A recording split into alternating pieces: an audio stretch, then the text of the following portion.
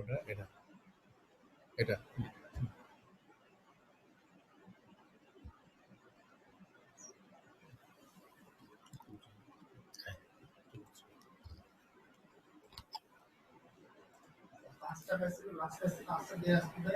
Dear students, আমরা আজকে lecture শুরু করতে যাচ্ছি। আজকে আমি দুটো কমিউনিকেবল ডিজিজ নিয়ে আলোচনা করব। প্রথমে আমি লেপ্রোসি নিয়ে আলোচনা করব, তারপরে লিমফ্যাটিক ফাইলেরিয়াসিস নিয়ে আলোচনা করব। লেপ্রোসি এটার আরেক নাম হচ্ছে হানসেন্স ডিজিজ। পৃথিবীতে যে কয়টি বহু পুরানো রোগ আছে তার মধ্যে লেপ্রোসি একটা। এটাকে আমরা যদি ডিফাইন করি তাহলে আমরা এভাবে ডিফাইন করতে পারি, leprosy is a chronic mycobacterial disease caused by Mycobacterium leprae. It affects mainly the peripheral nerves. It also affects skin, muscles, eye, bones, testes and other internal organ.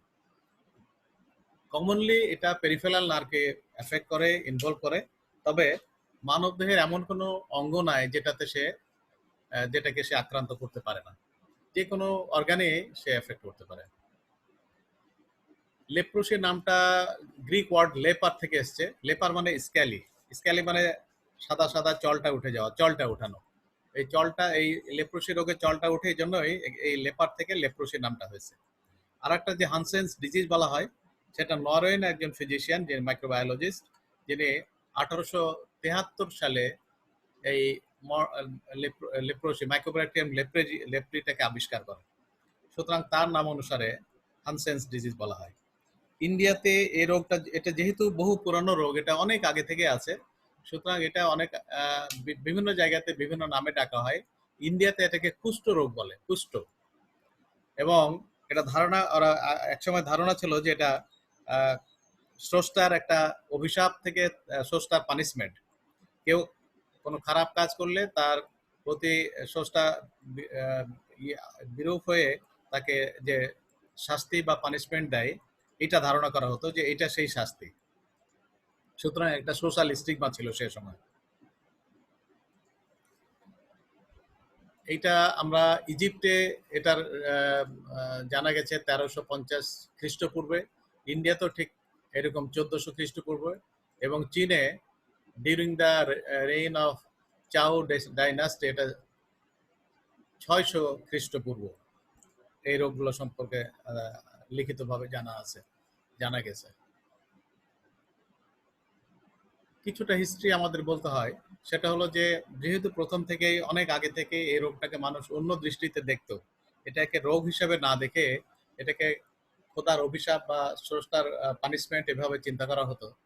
তখন আর্লি এজ, প্রথম যুগে যাদের এই ধরনের leprosy রোগ হতো, তারা spontaneously মানে স্বপ্রণোদিত হয়ে নিজেই তারা লোকালয় ছেড়ে জঙ্গলে চলে যেত অথবা কোনো নির্জন গুহায় চলে যেত এবং সেখানে বাকি জীবন তারা সেখানে অতিবাহিত করত।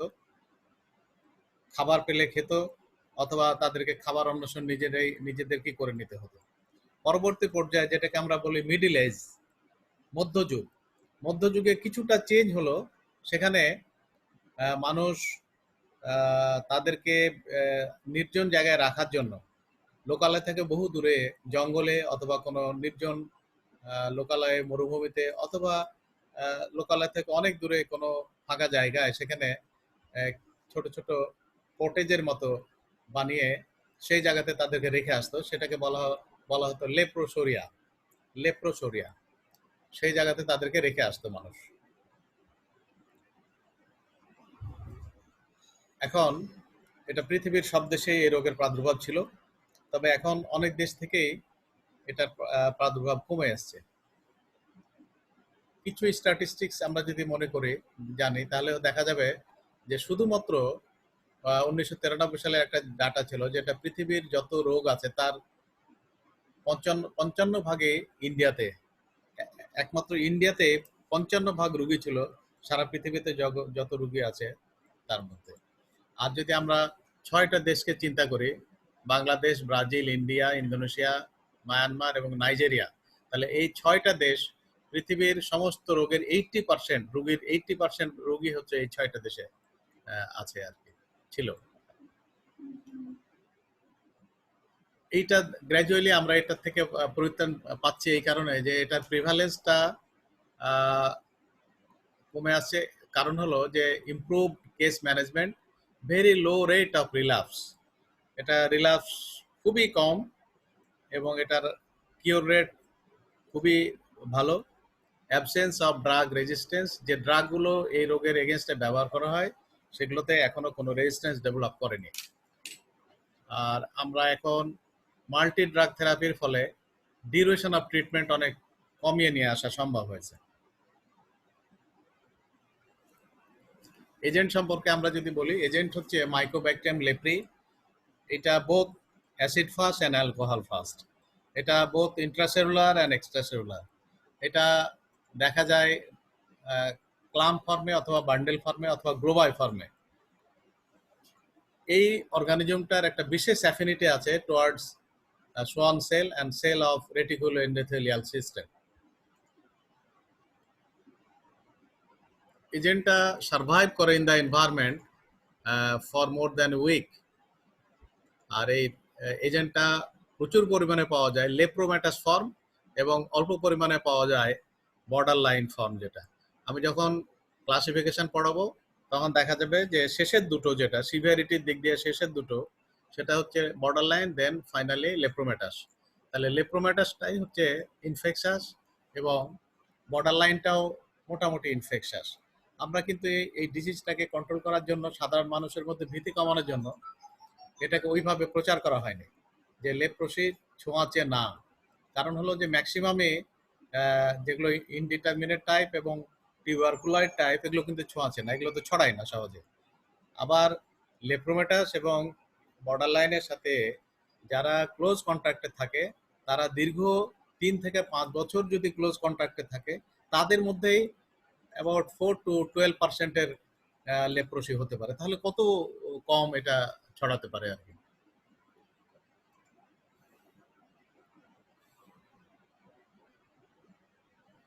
এটার আর একটা বৈশিষ্ট্য হচ্ছে যে এটার অনেকগুলো অ্যান্টিজেন আছে। More than 20 antigens were detected in mycobacterium leprae. আর আর্টিফিশিয়াল মিডিয়াতে এই অর্গানিজমটাকে গ্রো করা যায় না, but we can grow this organism in the foot pad of মাইস।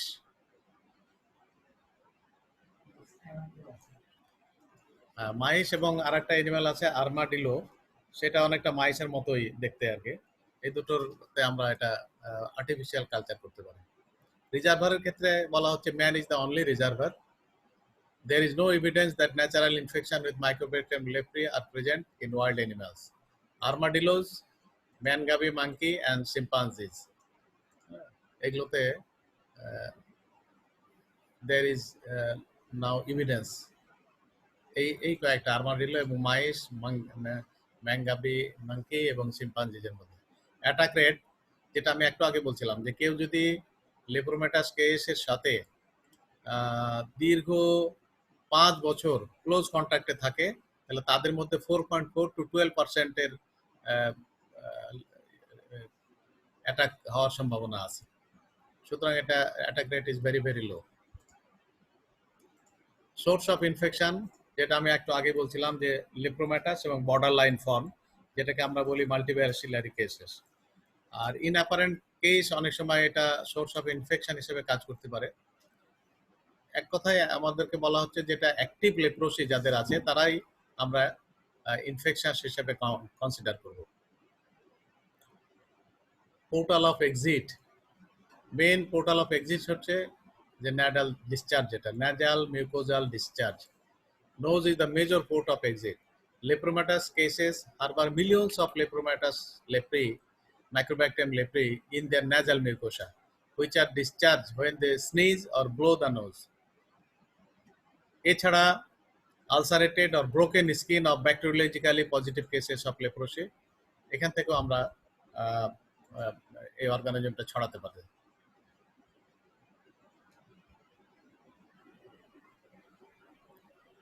ইনফেক্টিভিটির কথা বলা হলে বলতে পারি আমরা যে it is a highly infectious disease but of low pathogenicity. Infectious cases can be converted into non-infectious by treatment with dapsone for about 9 days, 90 days of illness, and rifampicin for 21 days. আমরা একটা leprosy পেশেন্টকে যদি আমরা treatment শুরু করি, ড্যাপসম দিয়ে যদি চিকিৎসা দিতে, শুধু ড্যাপসম দিয়ে চিকিৎসা দিলে এটা অনেক সময় লেগে যাবে, 3 মাস লেগে যাবে। কিন্তু কম্বাইন্ড থেরাপি যদি আমরা শুধু রিফাম্পেশন দিয়ে দিই, তাহলে এটাতে 3 সপ্তাহ মধ্যে এটা নন ইনফেকশাস হয়ে যাবে। এই জন্য আমাদের leprosy treatment always multi drug therapy. Local application of rifampicin spray হিসাবে অথবা পাউডার হিসাবে যদি আমরা লোকালি অ্যাপ্লাই করি, তাহলে এটা ব্যাসিলাইগুলো উইদিন 8 days এটা ডিস্ট্রয় হয়ে যাবে। হোস্ট ফ্যাক্টর সম্পর্কে আমরা যদি আলাপ করি, তাহলে বলতে পারি যে children are highly susceptible, all ages are affected but rare in children below the age of 3 years, common age group 10 to 20 years। তাহলে এটা কমন এজ গ্রুপ হচ্ছে 10 to 20 years, কিন্তু যে কোনো এজেই হতে পারে। অবশ্য বলা হচ্ছে যে যে সমস্ত চিলড্রেন 3 বছরের নিচে, তাদের ইনফেকশন হওয়ার সম্ভাবনা rare. Sex, males suffer more than females, male female ratio in adult is about 2:1, মানে ডাবল। ফিমেলের তুলনায় মেলদের ডাবল ইনফেকশন হওয়ার সম্ভাবনা থাকে। All races are equally susceptible. Immunity, এটা সেল মিডিয়েটেড ইমিউনিটি দেয়। আর মাইগ্রেশনের ক্ষেত্রে বলা হচ্ছে যে এটা রুরাল প্রবলেম ছিল, কিন্তু যেহেতু রুরাল থেকে আরবানে পিপুল মাইগ্রেট করে বিভিন্ন কারণে, জীবিকা নির্বাহের কারণে, লেখাপড়ার কারণে, অথবা ভালো ভাবে বসবাসের জন্য, মাইগ্রেশনটা always from rural to urban. সুতরাং আরবানেও এই প্রবলেমটা ক্রিয়েট হচ্ছে এই মাইগ্রেশনের কারণে। Leprosy bacilli do not cross placenta, এটা একটা ইম্পর্টেন্ট পয়েন্ট, যে এটা প্লাসেন্টাল ব্যারিয়ার ক্রস করতে পারে না।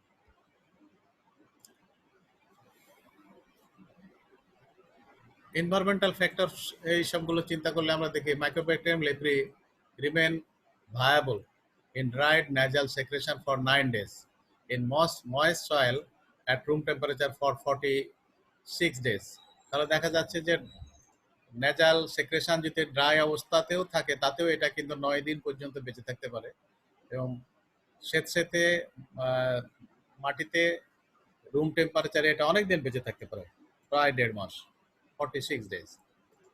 ওভারক্রাউডিং and lack of ventilation favours transmission, close contact favours transmission. লেপ্রোসিকে একটা সোশ্যাল ডিজিজে বলা হয় দুটো কারণে। একটা হলো আগে মানুষ ভাবতো যে এটা খোদার অভিশাপ, খোদার পানিশমেন্ট, আল্লাহর পানিশমেন্ট, দেবতার punishment.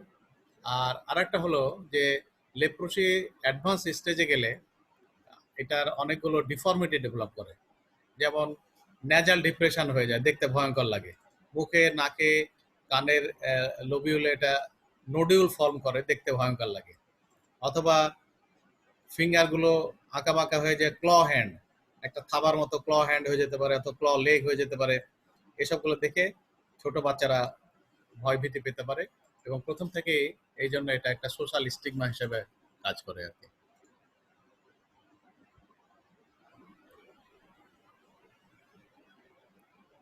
Mode of transmission possibilities হচ্ছে যে ড্রপলেট ইনফেকশন, নাক ঝাড়ার সময় অথবা হাঁচি দেওয়ার সময়, কাশি দেওয়ার সময় নাক থেকে বেরিয়ে আসতে পারে।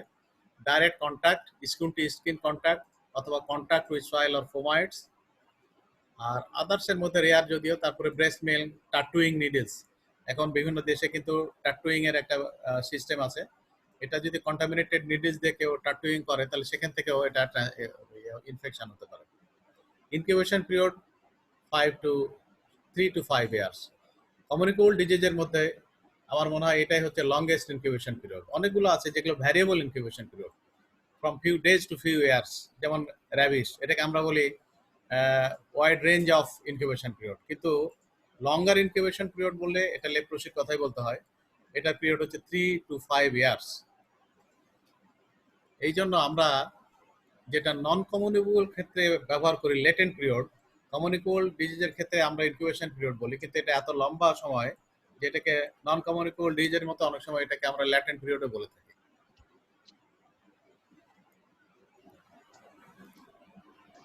লেপ্রোসির বিভিন্ন রকমের বিভিন্নভাবে ক্লাসিফিকেশন করা আছে।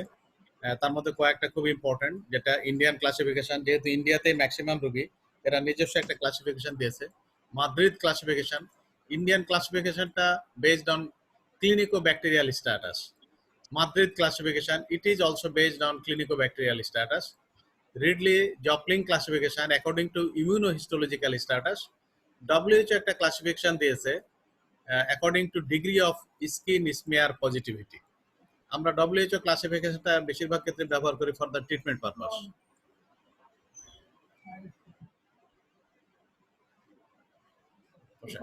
হ্যাঁ হ্যাঁ হ্যাঁ, ক্লাস নিচ্ছে। কোথায় কোথায় যাবেন? মাহিরের ক্লাস নিচ্ছে।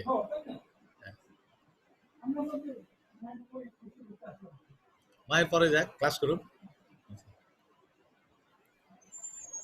ইন্ডিয়ান ক্লাসিফিকেশনে আমরা দেখি যে 5টা ভাগে ভাগ করা হয়েছে। সবচেয়ে কম যেটা low to low level of severity to severity, according to severity from low to high.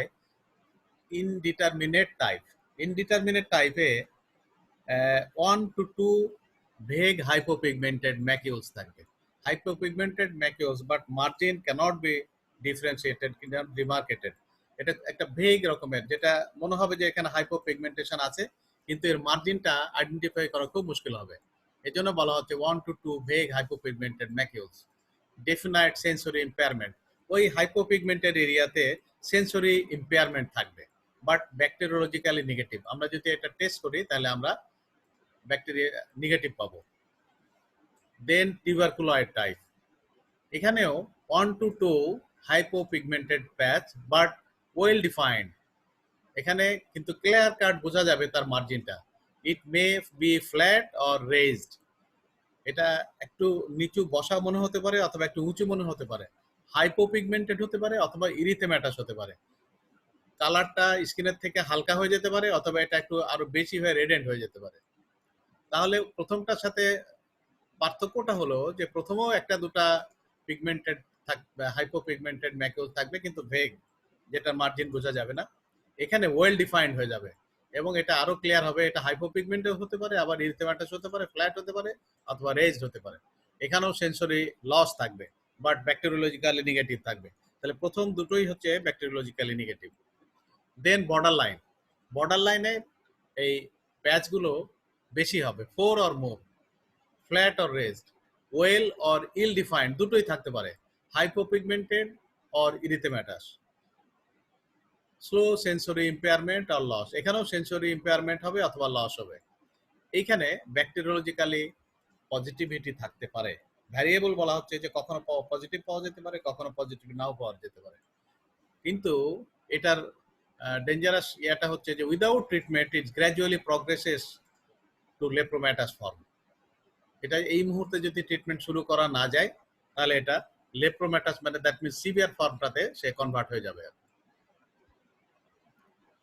Then finally 4 number যেটা সিভিয়ার ফর্ম, সেটা হচ্ছে লেপ্রোম্যাটাস ফর্ম, যেখানে লেশন হবে নিউমেরাস, অসংখ্য লেশন থাকবে, ফ্ল্যাট আর রেজড, পোরলি ডিফাইন্ড, এটাকে ডিফাইন করা মুশকিল হয়ে যাবে।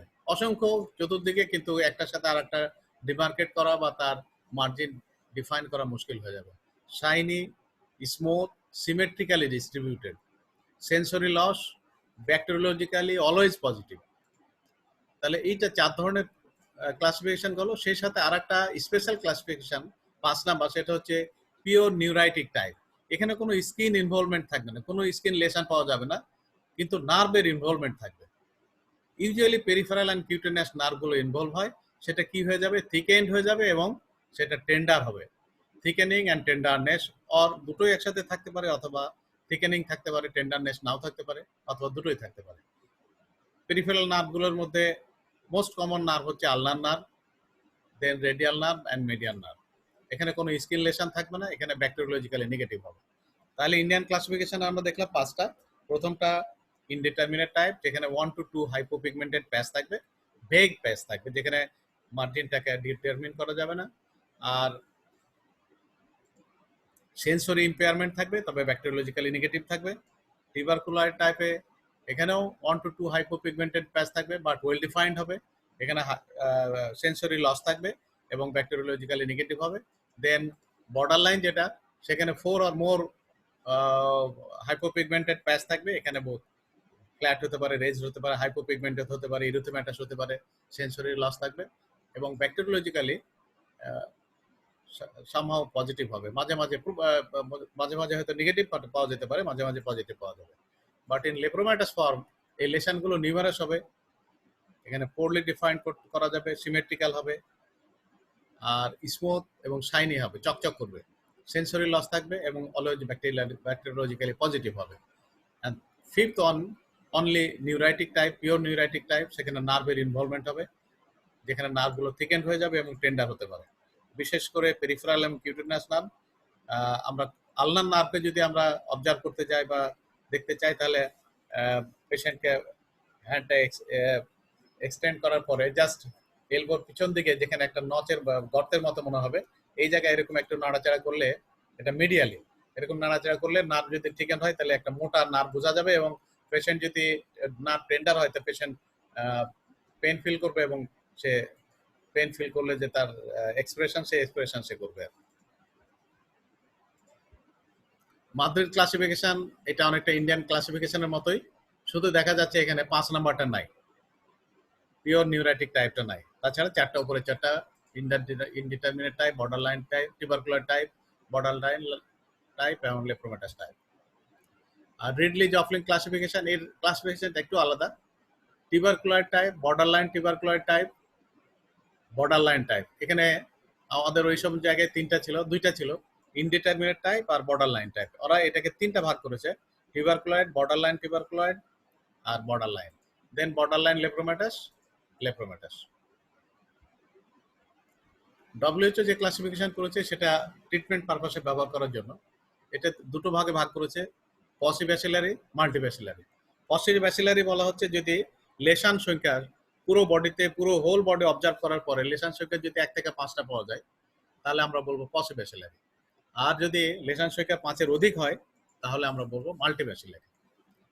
সুতরাং পসিব্যাসিলারি এর মধ্যে ইন্ডিয়ান ক্লাসিফিকেশনের দুটোই থাকছে, ইনডিটারমিনেট টাইপ থাকছে, টিউবারকুলয়েড টাইপ থাকছে। আর বর্ডারলাইন টিউবারকুলয়েড ওটা হচ্ছে রেডলি জপলিংসের, এটাও এর মধ্যে চলে আসবে। তবে যদি আমরা ব্যাকটেরিয়া ইন্ডেক্স করতে পারি ইনভেস্টিগেশন করার পরে, তাহলে ব্যাকটেরিয়াল ইন্ডেক্স অবশ্যই লেস দ্যান 2 হবে। আর মাল্টিব্যাসিলারি এখানে লেপ্রোমাটাস, বর্ডারলাইন লেপ্রোমাটাস আর বর্ডারলাইন, এটার ব্যাকটেরিয়াল ইন্ডেক্স অবশ্যই 2 অথবা মোর দ্যান 2 হবে।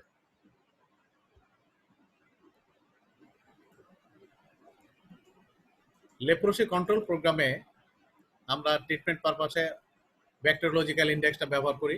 যদি ব্যাকটেরিওলজি ইন্ডেক্স করার পরে এটা 2 অথবা মোর দ্যান 2 হয়, তাহলে আমরা মাল্টিব্যাসিলারি ট্রিটমেন্ট দেবো। আর ব্যাকটেরিয়াল ইন্ডেক্স যদি লেস দ্যান 2 হয়, তাহলে আমরা পসিব্যাসিলারি ট্রিটমেন্ট দেবো। যেখানে ল্যাবরেটরির ফ্যাসিলিটিস আছে, যেখানে ব্যাকটেরিয়াল ইন্ডেক্স করা সম্ভব, আর যেখানে ল্যাবরেটরি ফ্যাসিলিটিস নাই, সেখানে আমরা পসিব্যাসিলারি সিঙ্গেল লেশন বলবো। গোটা বডিতে যদি একটাই লেশন পাওয়া যায় এবং তার ক্রাইটেরিয়া লেপ্রোসির ক্রাইটেরিয়া হয়, তাহলে আমরা বলবো সিঙ্গেল লেশন পসিব্যাসিলারি লেপ্রোসি। আর 2 থেকে 5টা লেশন থাকলে আমরা বলবো পসিব্যাসিলারি লেপ্রোসি। তাহলে 1 থেকে 5টা মানেই পসিব্যাসিলারি, কিন্তু যদি একটা থাকে তাহলে আমরা সিঙ্গেল লেশন পসিব্যাসিলারি বলছি, কারণ এটার ট্রিটমেন্টটা খুব সিম্পল ট্রিটমেন্ট, সিঙ্গেল ডোজ হবে। আর পসিব্যাসিলারি 2 থেকে 5 লেশন হলে আমরা পসিব্যাসিলারি যে ট্রিটমেন্ট 6 মাসের, সেই 6 মাসের ট্রিটমেন্ট দেবো। মাল্টিব্যাসিলারি ট্রিটমেন্ট তখনই দেবো যখন লেশনটা মোর দ্যান 5 হবে। তাহলে যেখানে আমাদের ব্যাকটেরিয়াল ইন্ডেক্স করা সম্ভব না, সেখানে আমরা অবজারভেশনের মাধ্যমে, এই স্কিন লেশনের কাউন্টিং এর মাধ্যমে আমরা কোনটা পসিব্যাসিলারি কোনটা মাল্টিব্যাসিলারি এটা ডিটারমাইন করব। তাহলে কার্ডিনাল ফিচার্স কি কি হচ্ছে আমাদের? hypopigmented patch, partial or complete loss of cutaneous sensation in the affected area,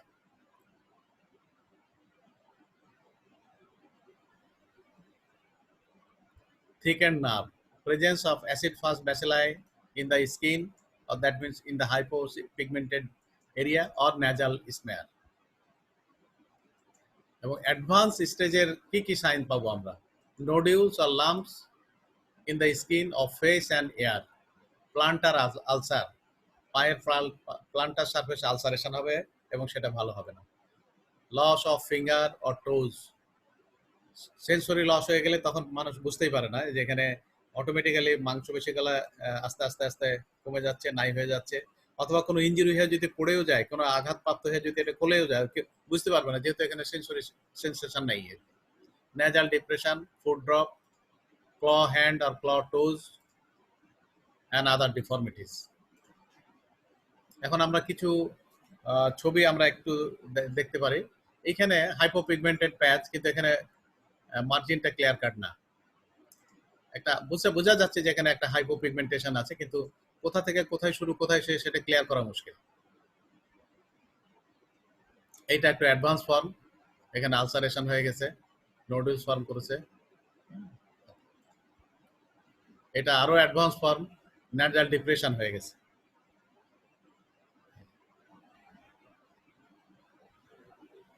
এই যে এটা দেখা যাচ্ছে যে ক্ল হ্যান্ড, দুই হাতে তার ক্ল হ্যান্ড, সে ভিক্ষা করছে বসে বসে।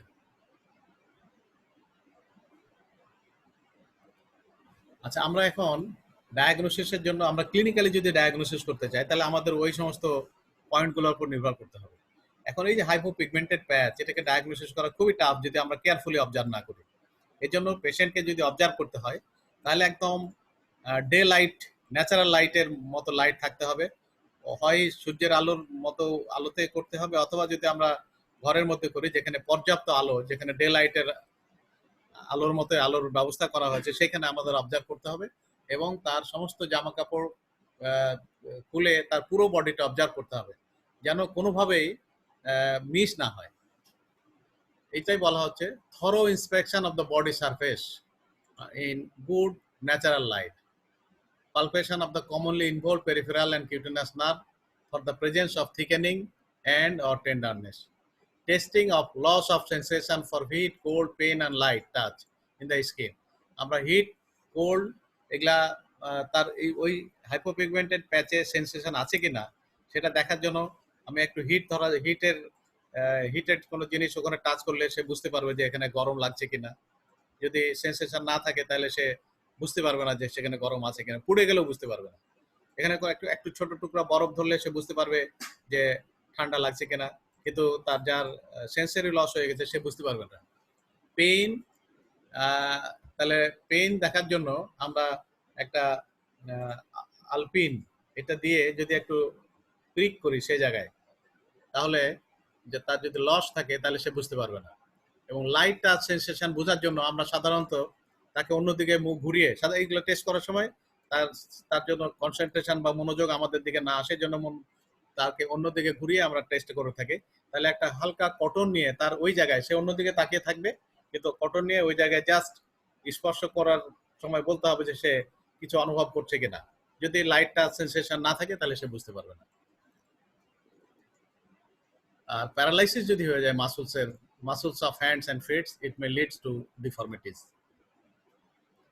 এখন ওই যে আমি বলছিলাম যে আমরা ব্যাকটেরিয়াল ইন্ডেক্স করব। ব্যাকটেরিয়াল ইন্ডেক্স আমরা কিভাবে করতে পারি সেইটা, ব্যাকটেরিয়াল ইন্ডেক্স যেখানে ল্যাবরেটরি ফ্যাসিলিটিস আছে সেখানে আমরা করব। তবে স্কিন স্মিয়ার এবং ন্যাজাল স্মিয়ার, 6টা স্কিন স্মিয়ার আমরা নেব আর একটা ন্যাজাল স্মিয়ার নেব, তাহলে মোট হলো 7টা। তাহলে 6টা স্কিন স্মিয়ার কোথা থেকে নিব? স্লিট অ্যান্ড স্ক্র্যাপ করে নিতে হবে মেথডে। স্লিট অ্যান্ড স্ক্র্যাপ মেথড মানে হাইপোপিগমেন্টেড প্যাচ যেখানে আছে সেইখানে ব্লেড দেয়া বা নাইফ দেয়া লম্বা লম্বা ইনসিশন দিতে হবে কয়েকটা, দিয়ে ওখানে এরকম একটু ইনসিশনের এখানে টিপ অফ দ্য ব্লেড আর নাইফ দিয়ে একটু ঘষা দিলে এখানে একটা ডেব্রিজ তৈরি হবে। সেই ডেব্রিজটা নিয়ে আমরা পরীক্ষা করব। তাহলে এই 6টা কোথা থেকে নিব? আমরা 6টা নিব 2টা স্কিন লেশন, 2টা এলা অফ দ্য এয়ার লোবিউল, 2টা এয়ার লোবিউল, তাহলে 4টা, আর 2টা এলা অফ দ্য নোজ, 6টা। 6 জায়গা থেকে স্লিট অ্যান্ড স্ক্র্যাপ পদ্ধতিতে আমরা ডেব্রিজ গুলো নেব। আর একটা হলো ন্যাজাল সেক্রেশন, ন্যাজাল স্মিয়ার নেব। এই 7টা নিয়ে আমরা পরীক্ষা করব। 7টা নিয়ে পরীক্ষা করে 100টা ফিল্ড আমরা পরীক্ষা করে যদি কোনো ব্যাসিলাই না পাই তাহলে এটাকে নেগেটিভ বলবো, মাইনাস। আর 100টা ফিল্ডের মধ্যে কোনো ফিল্ডে একটা পাওয়া যাচ্ছে, কোনো ফিল্ডে পাওয়া যাচ্ছে না, এরকম যদি হয় তাহলে এটা 1+। আর প্রতি ফিল্ডে যদি ব্যাসিলাই পাওয়া যায়, প্রতি ফিল্ডে আছে, তাহলে এটাকে আমরা বলবো 2+। আর প্রতি ফিল্ডে যদি অনেকগুলো ব্যাসিলাই পাওয়া যায়, প্রতি ফিল্ডে অনেকগুলো ব্যাসিলাই, তাহলে এটাকে বলবো 3+। এবং যদি অসংখ্য ব্যাসিলাই হয়ে যায় তখন তারা একত্রিত হয়ে একটা গ্লোবাই ফর্ম করে, একটা গোটার মতো মনে হবে, যে একটা দলার মতো মনে হবে। এরকম যদি পাওয়া যায় তাহলে সেটাকে আমরা বলবো জি। তাহলে একটা হলো মাইনাস, একটা হলো 1+, একটা হলো 2+, আর একটা 3+। এবং যদি ওইরকম অসংখ্য নিউমারাস ব্যাসিলাই একসাথে হয়ে একটা দলার মতো মনে হয় তাহলে এটা হলো জি। এখন আমরা ইন্ডেক্সিং করব কিভাবে? তাহলে আমরা right air, left air, nasal smear, 4টা স্কিন লেশন। আমি যেটা বলছিলাম যে নেজাল এলানা নেজাল থেকে নিতে হবে, সেটা না হলে হবে স্কিনের যে কোনো হাইপোপিগমেন্টেড প্যাচ 4টা থেকে নিলে হবে, আর 2টা এয়ার লোবিউল থেকে রাইট এয়ার একটা, লেফট এয়ার একটা, তাহলে 6টা থেকে নিয়ে আমরা এরকম আলাদা আলাদা ভাবে দেখবো যে এখানে কোনটাতে কতটা প্লাস পাওয়া যাচ্ছে। আর তাহলে প্রতিটা দেখে দেখে সবগুলোকে যোগ করতে হবে। 7টার টোটাল যোগ করে যদি আমি দেখি যে 7টার টোটাল প্লাসগুলো সংখ্যা দাঁড়ালো 19টা, তাহলে 19টাকে আমরা 7 দিয়ে ভাগ করব, যেহেতু 7টা জায়গা থেকে নিয়েছি। 7 দিয়ে ভাগ করার পরে যদি এটা ভাগফল 2 এর কম হয় তাহলে পসিবল ব্যাসিলারি, তাহলে ব্যাকটেরিয়াল ইন্ডেক্স হলো <2। আর 7 দিয়ে ভাগ করার পরে যদি 2 হয়, মানে 14 অথবা তার বেশি যদি হয়, সংখ্যা প্লাসের সংখ্যা 14 অথবা তার বেশি যদি হয়, তাহলে এটা আমরা বলবো মাল্টিব্যাসিলারি। তাহলে আমরা ব্যাকটেরিয়াল ইন্ডেক্সিং এইভাবে করতে পারি। আদার টেস্টগুলোর মধ্যে আমরা করতে পারি ফুড প্যাড কালচার। ওই যে আর্মাডিলো অথবা মাইশ, এদের পায়ের নিচে যে প্যাড আছে, মানে চর্বির প্যাড আছে, সেখানে ইনজেক্ট করে দিয়ে আমরা কালচার করতে পারি। এছাড়া হিস্টামিন টেস্ট করা যায়, বায়োপসি অফ হিস্টোপ্যাথোলজি, ইমিউনোলজিক্যাল কিছু টেস্ট আমরা করতে পারি, test for detecting cell mediated immunity, যেটা লেপ্রোমিন টেস্ট বলছি আমরা। আদার কিছু সেরোলজিক্যাল টেস্ট করতে পারি, fluorescent leprosy antibody absorption test, monoclonal test, ELISA test, এই ধরনের টেস্টগুলো করা যেতে পারে।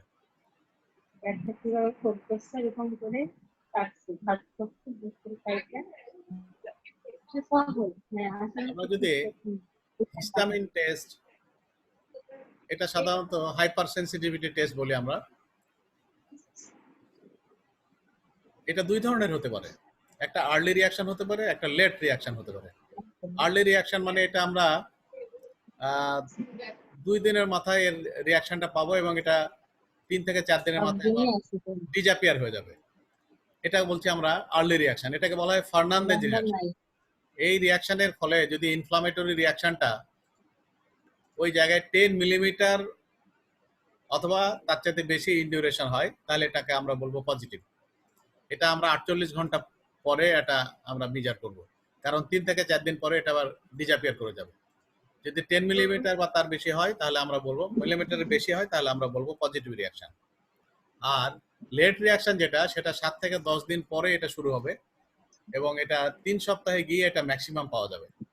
সেখানে ইনফ্লামেশনও হতে পারে অথবা নোডুল ফর্ম করতে পারে। তো নোডুল ফর্ম যদি করে তাহলে এটা মিলিমিটার ডায়ামিটারটা যদি মোর দ্যান 5 মিলিমিটার হয় তাহলে এটাকে আমরা বলবো পজিটিভ রিয়াকশন। এবং এই রিয়াকশন, লেট রিয়াকশনটার নাম হচ্ছে মিৎসুতা reaction.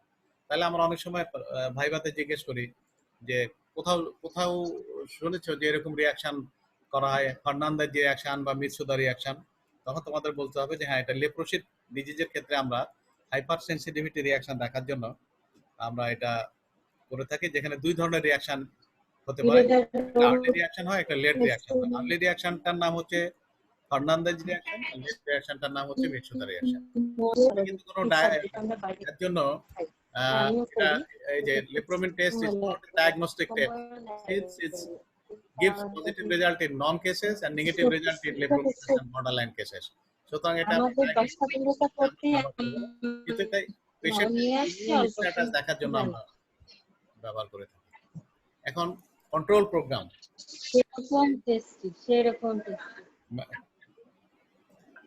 Control programme of leprosy আমাদের অনেকগুলো অ্যাসপেক্টে চিন্তা করতে হবে।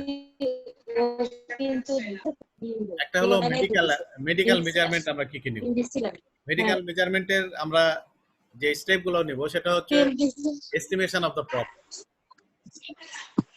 Early case detection, then multi drug therapy, then surveillance, immunoprophylaxis and chemoprophylaxis. তাহলে মেডিকেল মেজার্স আরো আসবে, সেটা যদি ডিফর্মিটি হয় তাহলে deformity management, treatment, rehabilitation, health education and এগুলোর বাইরে কিছু থাকলে। আর 2 নম্বর হচ্ছে সোশ্যাল সাপোর্ট লাগবে, প্রোগ্রাম ম্যানেজমেন্ট, ইভ্যালুয়েশন। তাহলে আমরা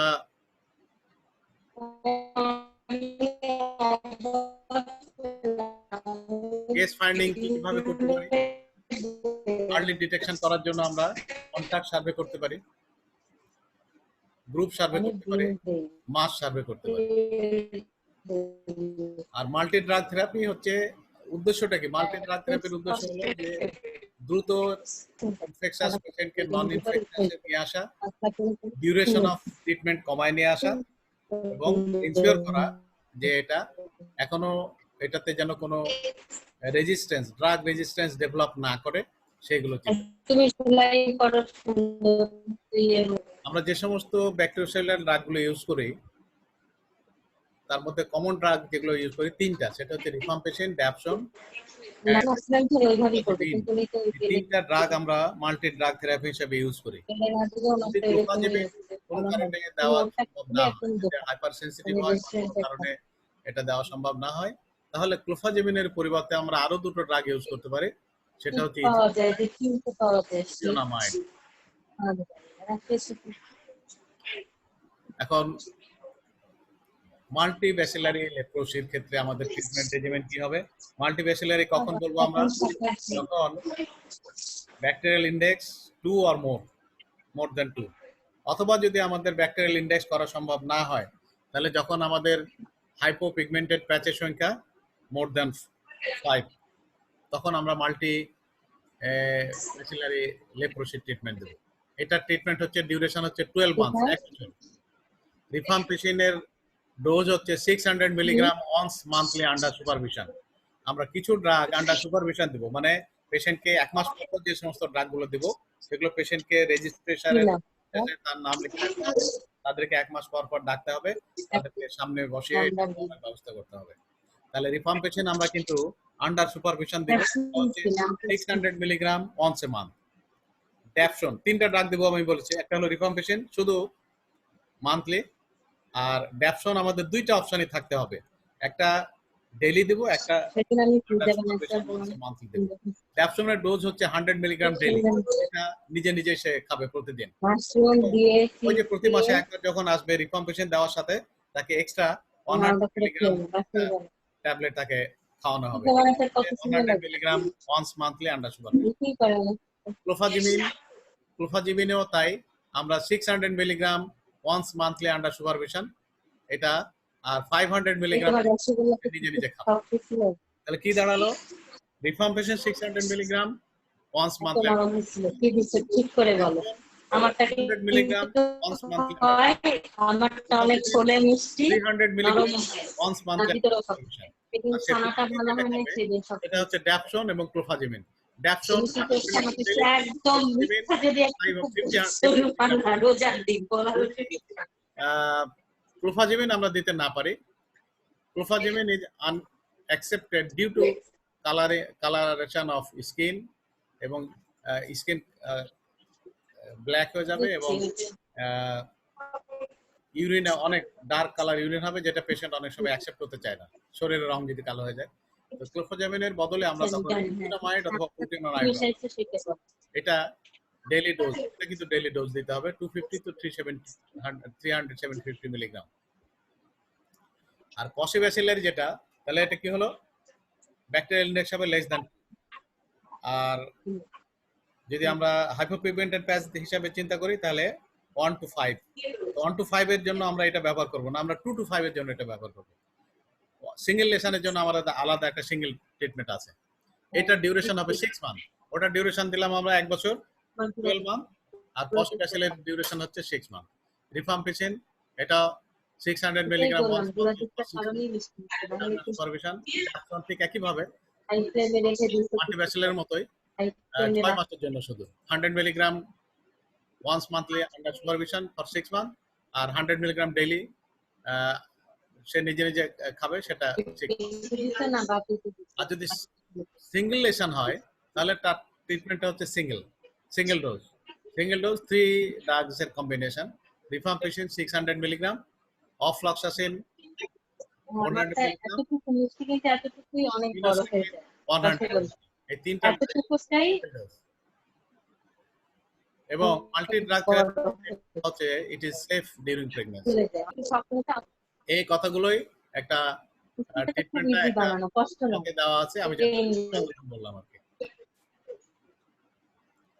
অনেক সময় during the course of immunologically mediated episodes of acute and subacute inflammation known as lepra reaction may occur এই যে লেপ্রা এর কারণে অনেক সময় রিঅ্যাকশন হতে পারে lepra reaction is of two types type 1 reaction reversal reaction type 2 reaction erythema nodosum leprosum এটাকে বলা হচ্ছে এই ধরনের রিঅ্যাকশন যদি থাকে তাহলে আমাদের স্টেরয়েড ব্যবহার করতে হবে ড্রাগ অফ চয়েস হচ্ছে প্রেডনিসোলন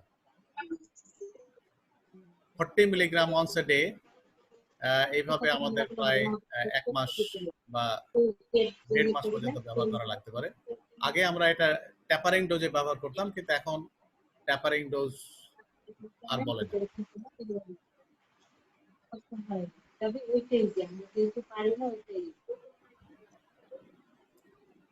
আমরা যদি ডিফর্মিটির কথা চিন্তা করি তাহলে যে সমস্ত লেপ্রোসি পেশেন্ট অ্যাডভান্স স্টেজে গেছে তাদের 25 to 30% cases develop deformity in hand and feet if not treated at the early stage যদি আমরা লেপ্রোসি পেশেন্ট যেগুলো ওই যা বললাম যে বর্ডার লাইন টাইপ আছে এটা যদি আমরা ট্রিটমেন্টে না যাই তাহলে অবশ্যই সে এটা লেপ্রোমেটাস ফর্মে গেলেই এটা ট্রিটমেন্ট না হলে অবশ্যই সে ডিফর্মিটি ডেভেলপ করবে তাহলে পেশেন্টের 25-30% ডিফর্মিটি ডেভেলপ করতে পারে কি কি ডিফর্মিটি হতে পারে যেমন ফেসে loss of eyebrows and eyelashes বলি যেটা আইল্যাশ এটাই কিন্তু পড়ে যাবে থাকবে না কর্নিয়াল আলসারেশন হতে পারে পারফোরেটেড নোজ ন্যাজাল পারফোরেশন থাকতে পারে ডিপ্রেস নোজ নাকটা বসে যাবে নাকের ভিতরে কার্টিলেজ নষ্ট হয়ে যাবে মাংসপেশি খেয়ে যাবে নাকটা বসে যাবে nodules on the ear elongated lobules nodules form করবে এবং এয়ার লোবিউলগুলো লম্বা হয়ে যেতে পারে অ্যাবজর্পশন অফ দ্য ডিজিট আঙ্গুলের কোনো একটা ডিজিট নাই হয়ে যেতে পারে হ্যান্ডস ক্ল হ্যান্ড হতে পারে রিচ ড্রপ হতে পারে হাতটা পড়ে যেতে পারে আর কন্ট্রাকচার হয়ে যেতে পারে feet plantar ulcer foot drop clawing of the toes absorption of the পায়ের ক্ষেত্রেও একই রকমের প্রবলেম হতে পারে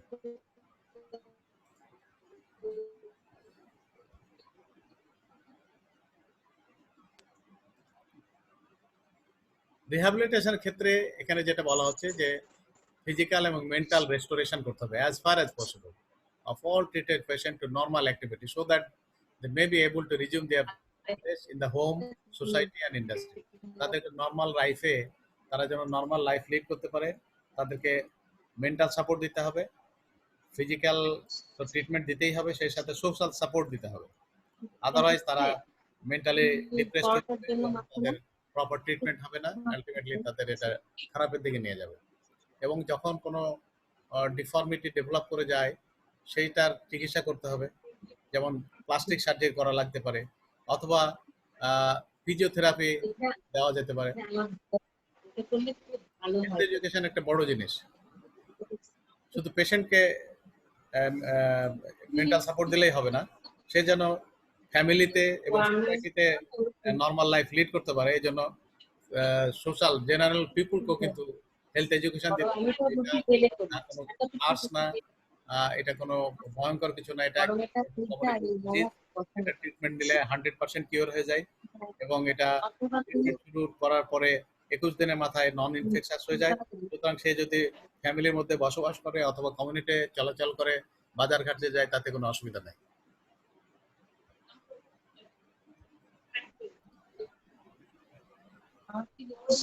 আমরা লেপ্রোসি সম্পর্কে যেটা আলাপ করলাম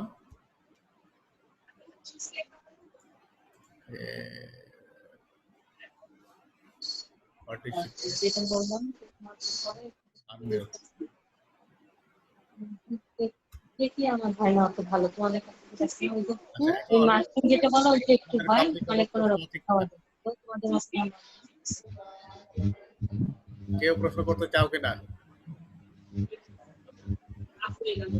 মানে আরেকটা দেখো কি তুমি একটু বেশি আসাফি শোনা গেছে ক্লিয়ার?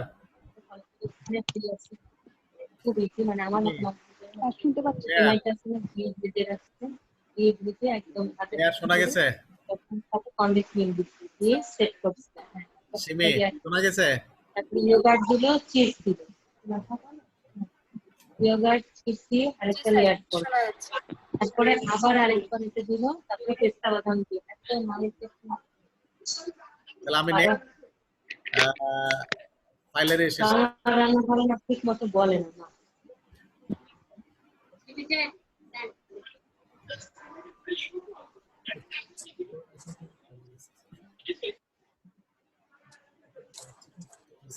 একটু নফা বলে তারপরে তুমি বলো তো আরেকটা আমি দেখছি ম্যাঙ্গো পিউরি দিয়ে গুছাই দিচ্ছে ওইগুলো আমাকে বলো না ওইটা দেওয়ার পরে বিস্কিট ওরিও বিস্কিট ওরা তো এত সুন্দর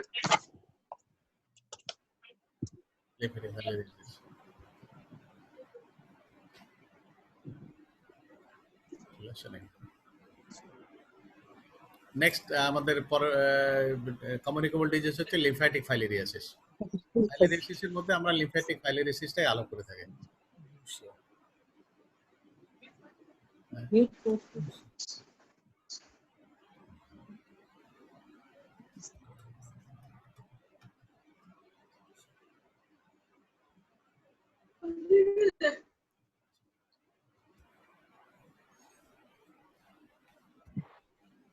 Lymphatic filariasis covers infection with three closely related nematode worms: Wuchereria bancrofti, Brugia malai, Brugia timori. The adult worms lives in the lymphatic vessels, and their offspring, the microfilari, circulate in the peripheral blood, which are available to infect mosquito vector when they come to feed, usually at night. তাহলে adult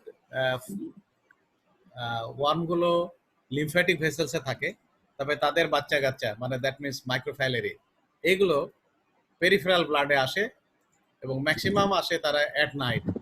এটা একটা তার ভেক্টরের সাথে একটা link আছে যে vector কিন্তু কামড়ায় অ্যাট নাইট। কিউলেক্স মসকিটো আমি এর আগে আলাপ যখন করেছিলাম এন্টোমোমোলজিতে, তখন তার বাইটিং হ্যাবিটটা হচ্ছে নকচার্নাল, রাতের বেলায় কামড়ায়। তো তার সাথে এই এজেন্টের একটা লিঙ্ক করে দেওয়া আছে যে তারা রাতের বেলায় পেরিফেরাল ব্লাডে বেরিয়ে আসে। Biological adaptation. Good. The disease manifestation range from none to acute and chronic manifestation.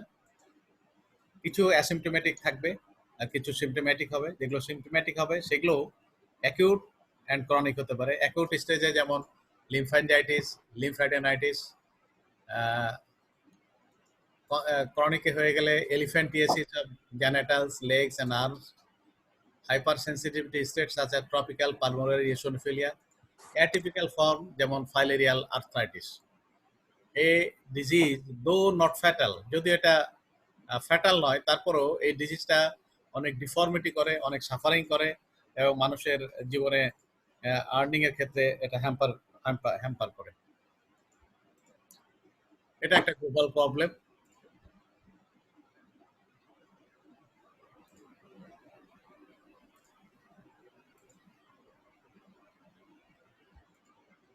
Agent সম্পর্কে যদি আমরা আলাপ করি তাহলে এর চারটা এই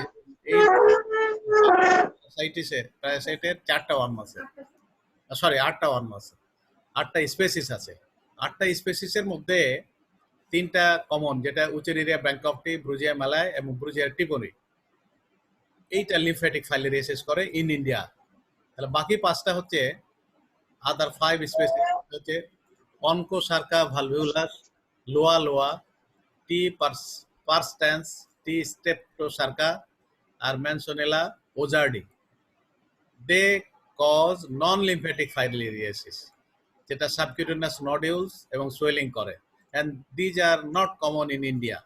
তাহলে ইন্ডিয়াতে আমরা যে ফাইলেরিয়াসিস পাচ্ছি সেটা কমন হচ্ছে লিম্ফ্যাটিক ফাইলেরিয়াসিস, সেটা প্রথম 3টা স্পেসিস দিয়ে হচ্ছে, আর বাকি 5টা স্পেসিস নন লিম্ফ্যাটিক ফাইলেরিয়াসিস করে, যেটা আমাদের ইন্ডিয়াতে আনকমন। এই এজেন্টের ভেক্টর যেগুলো, যেমন উচেরিয়া ব্যাংকপটির ভেক্টর হচ্ছে কিউলেক্স মসকুইটো, ব্রুজিয়া ম্যালে এটা হচ্ছে Mansonia, Brugia timori Anopheles and Mansonia. Microcephaly of Wucheria bancrofti and Bruggia mallee display a nocturnal periodicity mostly, এটা আমি একটু আগে বললাম যেটা রাতের বেলায় পেরিফেরাল ব্লাডে আসে। এদের ম্যাক্সিমাম ডেন্সিটি পাওয়া যায় 10 PM to 2 AM, রাত 10টা থেকে গভীর রাত 2টা পর্যন্ত। লাইফ সাইকেল কিভাবে হচ্ছে? Mosquito picks up microfilaria during blood meal. Mosquito যখন বাইট করছে তখন সেই সাথে মাইক্রোফ্যারিলিয়া নিয়ে নিচ্ছে। Microfilaria has 4 stages in mosquito, 4টা স্টেজ হবে মসকুইটোর ভেতরে। একটা হলো এক্সিডিং, মসকুইটো যখন এটা বাইট করে ব্লাডের সাথে তাকে নিয়ে নিল, তার স্টোমাকে যাওয়ার পরে সে খোলস থেকে বেরিয়ে আসবে, এক্সিডিং বলছি আমরা। দেন ফার্স্ট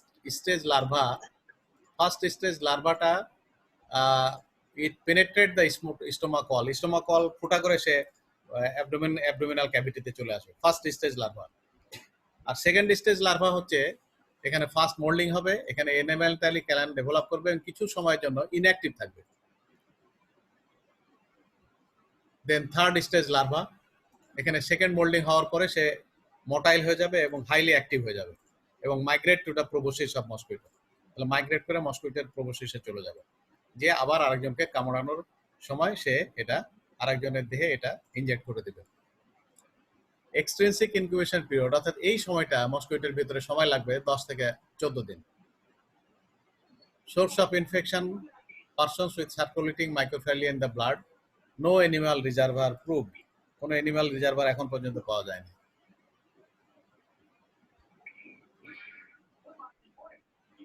এই যে মাইক্রোফ্যারিলিয়া, এটা হলো vector mosquito Culex mosquito, Wuchereria bancrofti in blood থেকে নিয়ে এটা মাইক্রোস্কোপের নিচে দেখানো হয়েছে।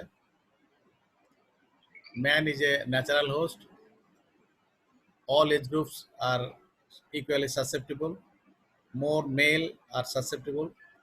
Social factor, it is related to urbanization, industrialization, migration of people, it relates to poverty and poor sanitation.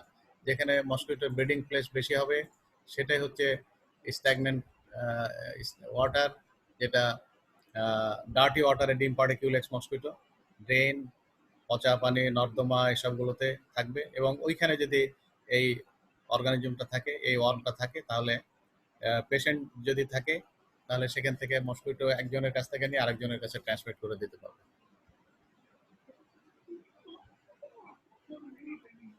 এখন ক্লিনিক্যাল ফিচার যদি আমরা আলোচনা করি তাহলে এটাকে আমরা কতগুলো ভাগে ভাগ করে বলতে পারি। প্রথম কথা হলো যে এটা অ্যাসিম্পটোমেটিক মাইক্রোফাইলেরিয়া, এখানে কোনো সিমটম থাকবে না এবং ব্লাড পেরিফেরাল ব্লাড ফিল্ম করবে, এখানে আমরা কোনো মাইক্রোফাইলেরিয়া পাবো না, দুটোতেই কিছুই পাওয়া যাবে না। এটাকে বলা হচ্ছে অ্যাসিম্পটোমেটিক মাইক্রোফাইলেরিয়া। আর একটা হচ্ছে অ্যাসিম্পটোমেটিক মাইক্রোফ্যালিরিয়া, আমরা কোনো ম্যানিফেস্টেশন পাবো না, কিন্তু টেস্ট করলে, ব্লাড টেস্ট করলে আমরা মাইক্রোফ্যালিরিয়ার উপস্থিতি পাবো। আর আরেকটা হচ্ছে অ্যাকিউট ম্যানিফেস্টেশন। অ্যাকিউট ম্যানিফেস্টেশনের মধ্যে এটা ফিভার হতে পারে, যেমন ফাইলেরিয়াল ফিভার বলছি, লিম্ফ্যানজাইটিস হতে পারে, লিম্ফঅ্যাডেনাইটিস হতে পারে, lymphadenoma of various parts of the body, epididymo orchitis in male. অনেক সময় এপিডিডাইমো অর্কাইটিস এটা বাচ্চা বয়সে প্রায় হয়ে থাকে, এটা কিন্তু অনেক ক্ষেত্রে এটা ডিউ টু মাইক্রোফাইলেরিয়া। ক্রনিক অবস্ট্রাকশনের ক্ষেত্রে হাইড্রোসিল, এলিফ্যান্টিয়াসিস অ্যান্ড কাইলুরিয়া। এলিফ্যান্টিয়াসিস এটা commonly legs, arms, scrotum, penis, vulva এবং ব্রেস্টে হয়ে থাকে। এইটা ডেভেলপ করতে 10 to 15 ইয়ার্স লেগে যায়। ফার্স্ট অ্যাটাকের পরে এই ধরনের এলিফ্যান্টিয়াসিস ডেভেলপ করতে 10 থেকে 15 বছর লেগে যায়। এখন এই এলিফ্যান্টিয়াসিসটা কেন হচ্ছে? ডিউ টু ফাইব্রোসিস আর along with obstruction of lymphatic vessels. It may cause permanent structural change. এই যে elephantiasis of the leg, elephantiasis of the leg, elephantiasis of both legs, elephantiasis of one leg, elephantiasis of hand,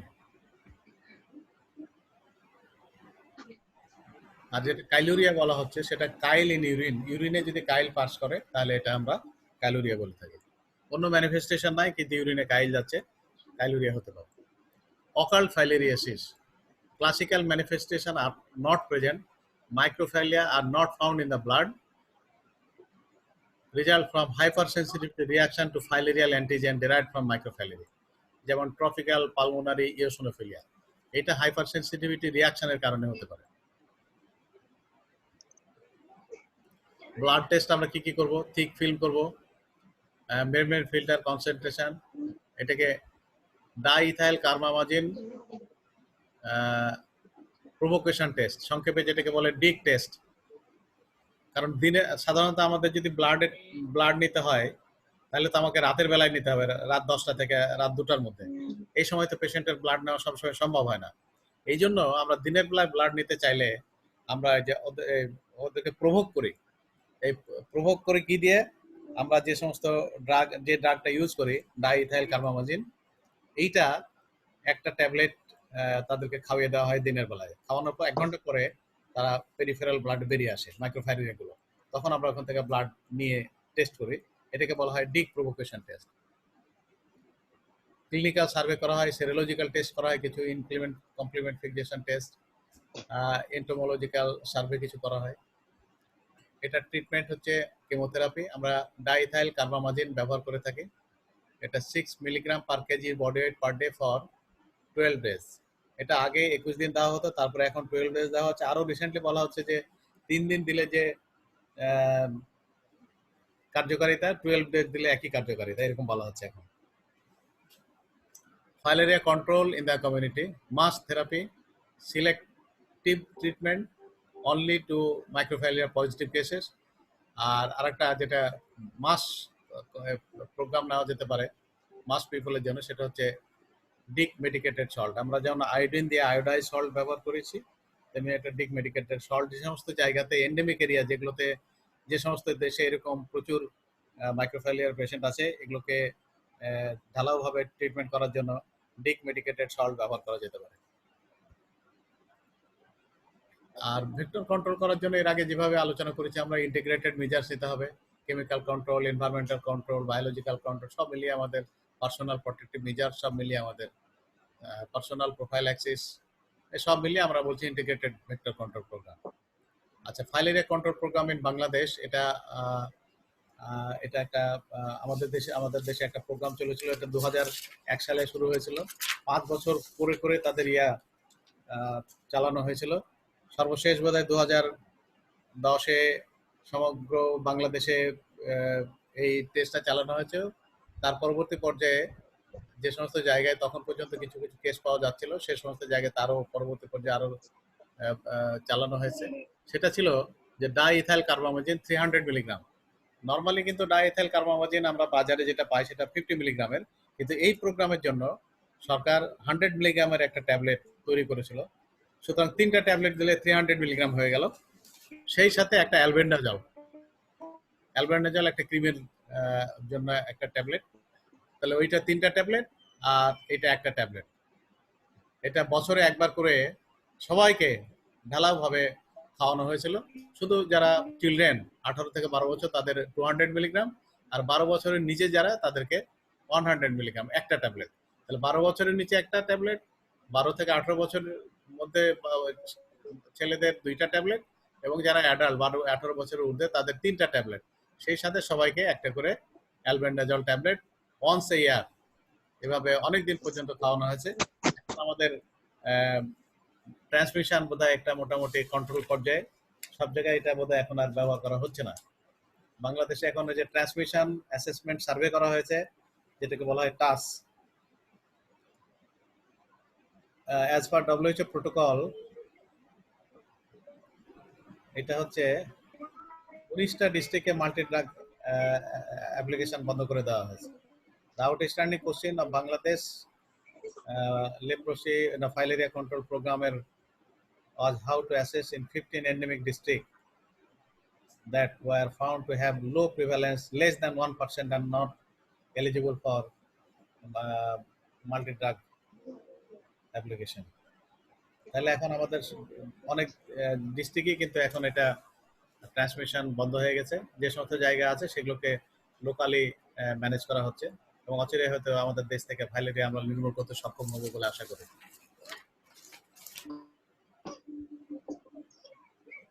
তাহলে এই দুটো communicable disease বাকি ছিল, আমরা এই দুটো আলাপ করে নিলাম।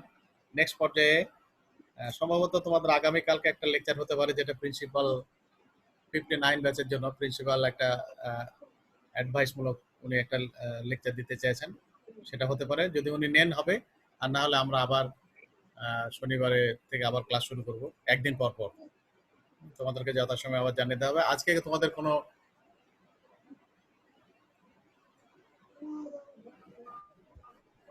এই বিষয়ে তোমাদের কোনো কোশ্চেন আছে কিনা?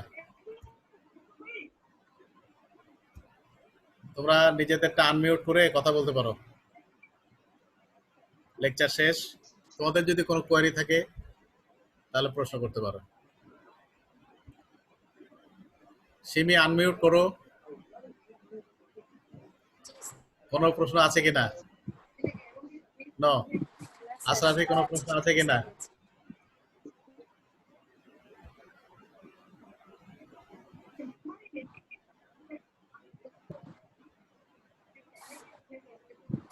মাহতাব, তানভীর,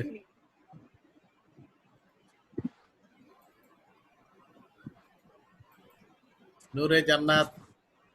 আচ্ছা, যদি কোনো প্রশ্ন না থাকে তাহলে আমি শেষ করছি। আর তোমাদের এই হ্যান্ডআউটটা তোমাদের যেভাবে প্রতিনিয়ত দেওয়া হয় সেটা দিয়ে দেওয়া হবে। ওকে, আল্লাহ হাফেজ। ওয়ালাইকুম আসসালাম। আসসালামু আলাইকুম স্যার।